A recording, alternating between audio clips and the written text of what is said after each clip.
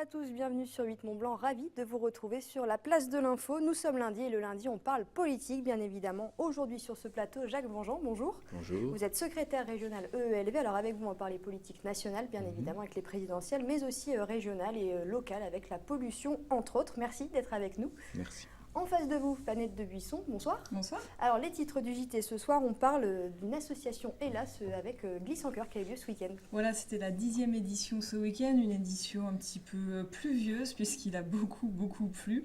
Et pourtant la mobilisation a été présente, donc c'était effectivement au profit de l'association de lutte contre les leucodystrophies. Et là, qui est célèbre pour être parrainée notamment par Zinedine Zidane, ils ont atteint le record de dons, donc on a été faire un petit tour. Vous avez rencontré Alain Bernard, a priori. J'ai aussi rencontré Alain Bernard qui fait 1m98. Très grand. Et puis deuxième sujet, c'était le recteur qui était du côté de la Plagne. Voilà, c'est une spécificité de notre territoire. On a des écoles qui accueillent des enfants de saisonniers chaque hiver. À la Plagne, ça représente un tiers des enfants. Donc il y a des choses qui sont mises en place par l'éducation nationale pour que ça se passe bien. Donc on a vu un petit peu tout ça. À découvrir tout à l'heure dans le JT. Voilà, et puis on reviendra aussi, si je puis me permettre, sur la victoire de Tessawa. Avec le globe de cristal, bien évidemment. Thierry, bonjour. Bonjour. Alors aujourd'hui c'est le printemps Thierry, et il a fait beau, est-ce que ça va durer? Non, malheureusement, ça serait trop beau. Bon. Non, ça va pas durer, on n'a pas une semaine terrible, en tout cas pas printanière. Parce qu'on va avoir plusieurs perturbations qui vont nous intéresser, très mauvais temps qui va se mettre en place sur le sud. Alors c'est toujours délicat, ces configurations, on ne sait jamais trop ce que ça va faire chez nous avec ces courants de feu qui pourraient se mettre en place, donc ce sera affiné jour après jour. Mais globalement, c'est pas une semaine terrible, si le meilleur jour à vous conseiller, ce serait jeudi. D'accord, pour les crapauds de Fanette, par exemple, pour, jeudi, les crapauds de Fanette, jeudi, c'est bien. Eh ben, merci à tous les deux, on se retrouve tout à l'heure Thierry pour faire un point plus complet sur la météo. Tout de suite, c'est la place de l'info.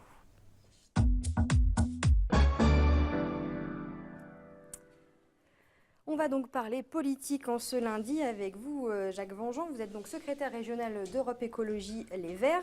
Alors, on va parler des présidentielles. Les 11 candidats, ça y est, ont été désignés. Vous, votre parti s'est rallié à Benoît Hamon, malgré une primaire où vous aviez élu Monsieur Jadot. Monsieur Hamon a présenté son programme ce week-end. Globalement, qu'est-ce que vous en tirez de ce programme ? Le programme est très coloré écologique, donc il ne peut que nous satisfaire sur ce thème. Ensuite, il restera la mise en œuvre. Ça, c'est la deuxième partie la plus délicate et aussi la victoire avant de mettre en œuvre ce programme. Alors, vous l'avez dit, très axé écologie. Il y a plusieurs mesures que j'ai retenues et dont on va parler. Il y a notamment la sortie du diesel en 2025. Ça, c'est une de vos demandes. C'est réalisable, cette sortie du diesel en 2025 ? Je pense que c'est réalisable et c'est une demande des députés écologistes, des sénateurs écologistes depuis très longtemps. Nous avions déposé des projets de loi depuis plusieurs années qui ont été malheureusement non votés par l'ensemble de la dernière législature, ce qui est très dommage. Pour une fois, le candidat socialiste met ça très clairement dans son programme, donc nous ne pouvons qu'être favorables. C'est une des sources de pollution importante et de cause de décès environnementaux, donc il faut effectivement sortir du diesel. D'ailleurs, cette année, on a connu beaucoup d'épisodes de pollution, que ce soit dans nos départements, dans notre région, mais aussi à Paris, il y a eu des vrais pics, donc ça peut être aussi le déclic pour les candidats. Je pense que ça doit être un déclic et en tous les cas, certains pays ont déjà appliqué cette sortie du diesel. Alors, il y a une deuxième proposition qui est 50% des énergies renouvelables en 2025. Qu'est-ce que ça veut dire quoi concrètement, ces 50% d'énergies renouvelables ? Ça veut dire qu'on va réduire la part des énergies fossiles qui sont source de détérioration du climat et remplacées par des énergies qui ne libèrent pas de CO2 comme l'éolien, comme le solaire, et ça c'est une très bonne chose. L'éolien, le solaire, c'est des choses qui sont de plus en plus mises en place par les collectivités, par les particuliers aussi, par exemple avec les panneaux solaires sur les maisons. Ça doit être à plus grande échelle ? Alors effectivement, il y a deux échelles. Il y a l'échelle globale, mais aussi l'échelle, la délocalisation des sources d'énergie de façon à ce qu'il y ait des productions locales et aussi qui soient décentralisées. C'est très important de produire l'énergie le plus près possible de l'endroit où elle va être utilisée. Il y a également l'investissement sur les rénovations énergétiques. Alors ça, c'est peut-être un peu plus flou. Qu'est-ce que ça veut dire concrètement ? À quoi ça correspondrait ? Ça veut dire qu'on va diminuer les pertes d'énergie dans l'habitat. Vous savez que le mieux, c'est de ne pas avoir besoin d'énergie. Et pour ne pas avoir besoin d'énergie dans une maison de qualité, il faut qu'elle soit très bien isolée pour éviter les pertes de chaleur. Et donc, on consomme moins. Et c'est la première chose à faire quand on veut effectivement avoir une politique environnementale qui aboutisse vraiment à une diminution des besoins en énergie. Ça passe par quoi, par exemple, pour les particuliers? Ça peut passer par des aides pour les inciter, parce qu'on sait qu'il y a beaucoup de gens qui vivent dans des logements qui sont plutôt anciens, donc ça a un coût quand même, cette rénovation énergétique. Ça passe par quoi? Par des aides? Ça passe par des aides et aussi des aides qui soient en fonction des revenus, ça c'est très important. Il y a aussi le fait de sensibiliser davantage la population. Il y a une grosse partie de communication aussi, j'imagine, parce que les gens ne sont pas forcément au courant, ne connaissent pas forcément. Tout à fait, il y a une partie de sensibilisation, mais au-delà de la sensibilisation, après, il faut donner les moyens et des aides qui soient suffisamment claires pour que les gens les utilisent et les demandent. Alors, il y aura un débat ce soir chez nos confrères de TF1 entre 5 candidats, dont Benoît Hamon. Vous attendez aussi beaucoup de ce premier débat, ce premier vrai débat entre ces 5 gros candidats qui ont dit, a priori, devraient être les 5 premiers candidats de ces présidentielles?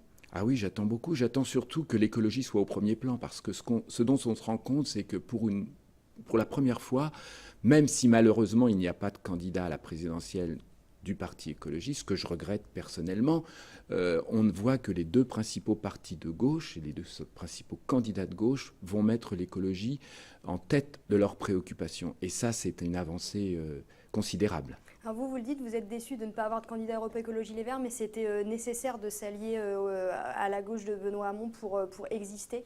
Disons que c'était pas tellement pour exister. Il était nécessaire qu'il n'y ait pas trop de division à gauche. Donc il y a eu des négociations importantes. Nous étions partisans, à Europe Écologie Les Verts, d'un accord à 3. Accord dans lequel la base programmatique était basée sur l'écologie, puisque autant Benoît Hamon que Mélenchon ont un programme très, très écologique. Malheureusement, les négociations n'ont pas abouti. Peut-être y aura-t-il un sursaut avant le premier tour. En tous les cas, c'est ce qu'on souhaite, parce que pour une fois, on a des candidats qui mettent l'écologie en première place, et c'est très important. Vous serez donc très attentif. Alors il y a les présidentielles, mais il y a aussi les législatives qui suivent derrière.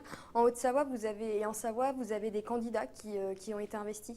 Oui, alors Europe Écologie Les Verts, pour les législatives, pour le moment, part en autonomie.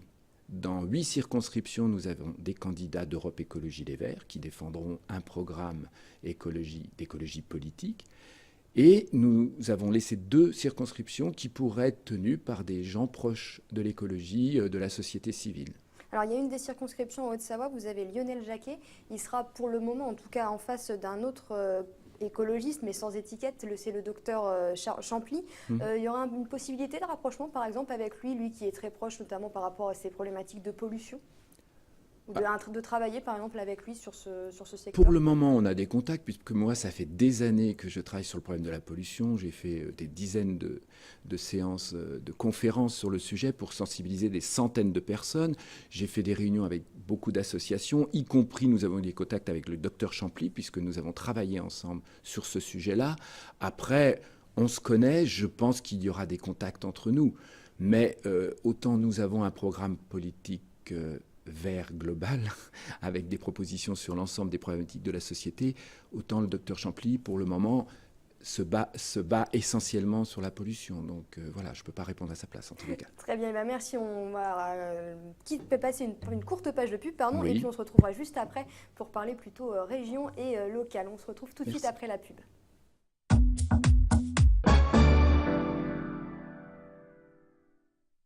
Retour dans la place de l'info avec Jacques Vengeon, secrétaire régional Europe Écologie Les Verts. Alors avant de parler avec vous des problématiques régionales, je me tourne vers vous Thierry, on va faire un petit point un peu plus précis sur la météo et sur la semaine qui s'annonce. Oui, surtout sur la météo de demain d'ailleurs, Oui. Déjà dans un premier temps, ce sera déjà pas mal. Donc demain,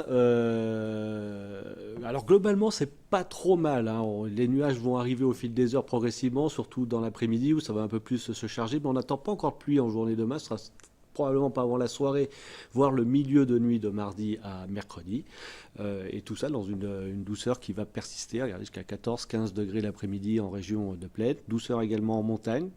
Ça va durer pour cette semaine avec un temps qui sera normalement assez peu perturbé, mais comme je vous disais tout à l'heure, avec ces courants de sud, il faut toujours se méfier. Après, on ne sait pas trop, donc il faut juste affiner chaque jour. Mais on aura plusieurs vagues de pluie, plus ou moins importantes. Mais la neige, à basse altitude, non. Ce sera au plus bas à 1200 mètres d'altitude, mais généralement plutôt vers 1800-2000. Donc la saison de ski va se terminer ce week-end pour la plupart des stations, a priori. Ça va gentiment se terminer, je pense, oui. Merci beaucoup Thierry. Alors, je reviens vers vous. On va parler donc de la on a déjà parlé de la candidature du docteur Champly, mais alors justement, on va parler de la pollution dans la vallée de l'Arve. Est-ce que la question de base, est-ce qu'il y a une vraie solution pour cette pollution dans la vallée de l'Arve dont on parle quasiment quotidiennement? Il y a des solutions à la pollution, pour combattre la pollution dans la vallée de l'Arve, comme partout d'ailleurs. Il y a de multiples solutions face aux multiples sources de pollution. Il y a différentes sources de pollution. Les principales, ce sont les transports, le chauffage au bois et l'industrie. On connaît les solutions pour le transport, qui est la diminution du nombre de véhicules qui transitent dans la vallée, par le remplacement par le ferroutage ou par le train pour les voyageurs. Il y a vraiment des solutions. Le problème, c'est qu'elles ne sont pas mises en œuvre. Alors comment on les met en œuvre ? Il faut insister davantage. Le préfet a pris quelques mesures, notamment pendant le gros épisode qu'on a eu au mois de décembre. C'est continuer. Il y a une vignette pollution qui est mise en place par exemple à Grenoble. Est-ce qu'on pourrait la mettre ici en place dans la vallée de l'Arve par exemple ? Alors, comme je le disais tout à l'heure, il faut une véritable volonté politique, des investissements conséquents pour en améliorer et augmenter la fréquence et le cadencement des trains pour les voyageurs dans la vallée. C'est totalement insuffisant. Actuellement, vous avez un train par heure pour aller travailler, donc c'est totalement insuffisant. Il faut mettre en place des trajets entre les villes de la vallée, avec des bus non polluants, ça peut se faire. Pour le moment, il n'y a que des annonces, mais il n'y a pas de réalisation. Et enfin, concernant les poids lourds qui transitent dans la vallée, et ils sont nombreux et source de pollution, là, il y a une solution qui pourrait être mise en œuvre en d'ici 1 ou 2 ans, c'est le renforcement de l'autoroute ferroviaire alpine, qui est un ferroutage. On met les camions sur le train pour les transporter jusqu'en Italie, et donc éviter la pollution sur la zone, notre zone, les vallées alpines, que ce soit la Maurienne ou ici. Et ça nécessite des investissements et une volonté politique qui n'existe pas encore vraiment. Alors il y a le Lyon-Turin quand même qui va être mis en place. Vous, à Europe Écologie Les Verts, vous êtes contre ce projet, en revanche? Alors, on est pour le ferroutage, ça c'est clair. On voudrait, comme dans la Suisse voisine, qu'il y ait vraiment une politique et un transfert du maximum de camions sur le rail. Par contre, le projet Lyon-Turin est un projet gigantesque qui va mobiliser des milliards d'euros, qui mettra il ne sera pas prêt avant 20 ans. Donc vous voyez bien que pour combattre la pollution actuelle qui touche la population actuellement, nos enfants, les personnes âgées qui sont particulièrement touchées par cette pollution, c'est maintenant qu'il faut agir. Il ne faut pas attendre 20 ans. Alors on peut agir maintenant, mais si on agit aussi dans 20 ans avec ce Lyon-Turin, ça sera un plus, non? Ça ne sera pas forcément un plus dans 20 ans quand il sera enfin sur pied? Alors le problème, c'est que l'argent, vous savez qu'il y a des limites. Il faut savoir placer les finances dont on dispose au bon endroit et au bon moment. Je pense que une telle réalisation n'est pas, opportune. Alors, il y a une application qui a été mise en place qui s'appelle Air2Go, qui permet à chacun d'entre nous de savoir, qui a été mise en place par Auvergne-Rhône-Alpes, qui permet de savoir quelle est la pollution là où on se trouve. C'est bien comme application, ça permet aux gens de voir un petit peu la situation dans laquelle ils se trouvent, par exemple? C'est une bonne chose.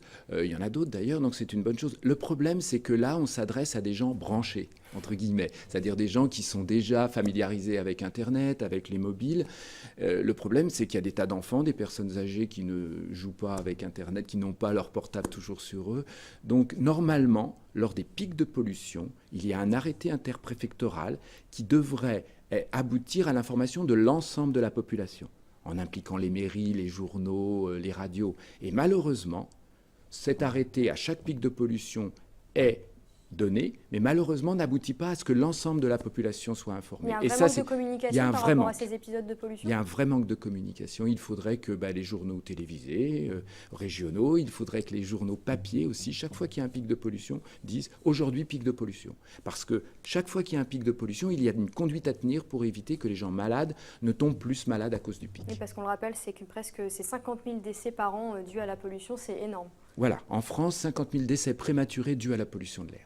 Et pour une ville comme Annecy, c'est 70 décès prématurés par an dus à la pollution de l'air. Ce qu'on sait peu finalement, c'est beaucoup de décès, c'est vrai qu'on sait peu, donc 70 décès par an. Au niveau de la région, Laurent Wauquiez est arrivé il y a un peu plus d'1 an et demi. Comment vous jugez sa politique environnementale depuis son arrivée? C'est pas un exemple. Ça, c'est clair que M. Laurent Wauquiez n'est pas un exemple en matière d'environnement. La baisse de dotation des associations environnementales est très nette. Le tout routier est promu. Voilà. On attend, par rapport au transport, puisque la région maintenant a la responsabilité des transports, on attend de voir ce qui va se passer concernant les infrastructures ferroviaires, concernant le trafic comme je vous le disais tout à l'heure, le ferroutage. Hein. On va voir ce que la région va nous proposer. Pour le moment, on attend. Il y a un manque de communication avec le président de la région. Vous avez du mal à faire valoir vos idées ou... Je pense qu'il n'y a pas de communication particulière. Je pense que malheureusement, nous sommes ultra minoritaires lors de cette mandature au sein de la région. Et M. Wauquiez n'attend pas les préconisations d'Europe Écologie Les Verts pour décider de sa politique. La dernière question, elle concernera un dossier pareil qui a été pas mal soulevé cet hiver. Ce sont les enneigeurs et les canons à neige. Il y a eu un hiver un petit peu compliqué pour toutes les stations, notamment de moyenne montagne. Vous, quelle est votre position par rapport à ça? On sait que notamment au CEMNOS, c'est la question, par exemple, des enneigeurs. Vous êtes pour, vous êtes contre? Ça dépend de l'endroit. Je crois qu'on assiste actuellement à une fuite en avant. Il suffit d'être dans la région depuis un petit moment, de regarder l'altitude des glaciers qui montent tous les ans. On ne va pas pouvoir faire de la neige artificielle pour combler le réchauffement climatique. Je crois qu'il faut prendre acte que le réchauffement climatique est là. Maintenant, il faut le combattre par des tas de mesures. C'est la même chose, c'est les mêmes sources que la pollution de l'air. Il faut combattre ce réchauffement climatique à l'échelle nationale, régionale, et il ne faut pas cette fuite en avant par la neige artificielle. Il faut maintenant envisager ce que la montagne doit pouvoir se transformer pour apporter des loisirs qui soient moins dépendants de la neige et qui soient plus ouverts et peut-être plus aussi pour une population plus large et moins des stations de haut de gamme. Le tout ski, c'est fini. Je pense que le tout ski, c'est fini. Ça veut pas dire... Moi, j'adore le ski aussi, hein, soyons Mais clairs. Mais en moyenne montagne, il va falloir réfléchir. Et pour le long terme, c'est sûr que tant qu'on aura un réchauffement de ce type, on ne pourra pas continuer cette fuite en avant. Merci beaucoup d'avoir été notre invité. Merci beaucoup. C'est la fin de cette émission. Demain, dans la place de l'info, ce sera un petit peu particulier. La 8 vous présentera son printemps. Nous serons donc en plateau avec Alexio Vesbriglio pour vous présenter nos univers. On se retrouve donc demain à partir de 18h. Et là, juste après, c'est la météo, puis le JT.